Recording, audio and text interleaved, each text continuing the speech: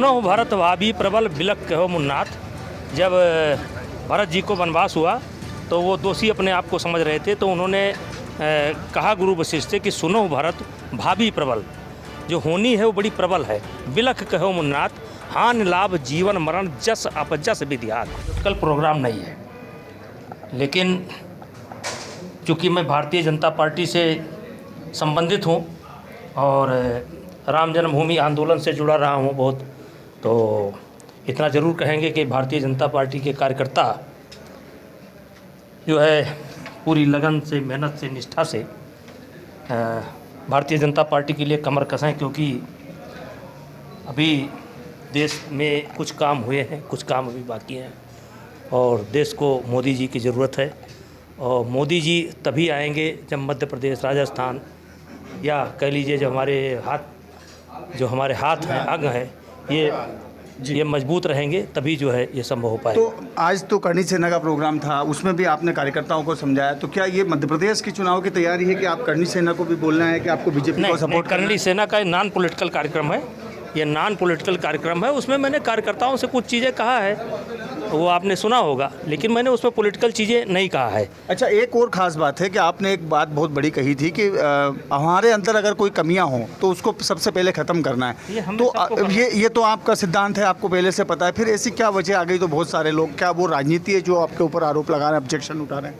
आपको क्या समझ में आ रहा है अब तक? नहीं, मैं तो आपसे जानना चाह रहा हूँ। नहीं, वो तो देखिए सारी चीज़ें सामने आ गई। जो लोग धरने में बैठे थे उसी में दो गुट हो गया, वो उनकी आलोचना कर रहे हैं, उनकी आलोचना कर रहे हैं। तो लेकिन इस विषय में कोर्ट से बोलना मेरा मना है। नहीं, मैं उस विषय की बात ही नहीं कर रहा हूँ। मैं तो जो आपने बोला कि एक कमी जो होती है। सुनो भरत भाभी प्रबल बिलख कहो मुन्नाथ।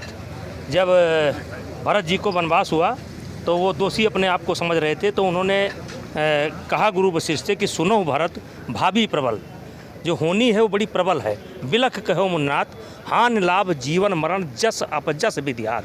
कुछ चीज़ें आपके बस में नहीं हैं, इसको आप मान लीजिए। कुछ चीज़ें आपके बस में नहीं है, जस अपजस, ये कई चीज़ें हैं जो आपके बस में नहीं है।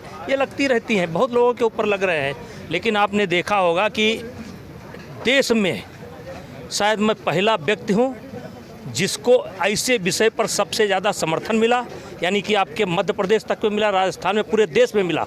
और मैंने इसका जैसे सामना करना चाहिए वैसे सामना किया।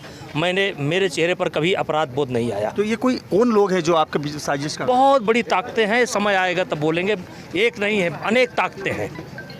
जब आप बड़ा काम, हाँ बोलिए। मध्य प्रदेश तो हमेशा मेरे साथ रहा है। मध्य प्रदेश तो इस लड़ाई में हमेशा मेरे साथ रहा है। मध्य प्रदेश के चुनाव की बात करें तो क्या आपको लगता है बीजेपी को कड़ी मेहनत करना पड़ेगी? चुनाव तो मेहनत के लिए होता ही है, लेकिन भारतीय जनता पार्टी की सरकार आएगी। ये और राजस्थान की बात करें तो अब इतना बड़ा नेता नहीं हूँ कि सब पर अपना विश्लेषण करता चलूँ। मतलब जो लोग हैं जो विरोध कर रहे हैं उस पर आप कुछ नहीं बोलना चाहिए? नहीं, उस पर कुछ नहीं।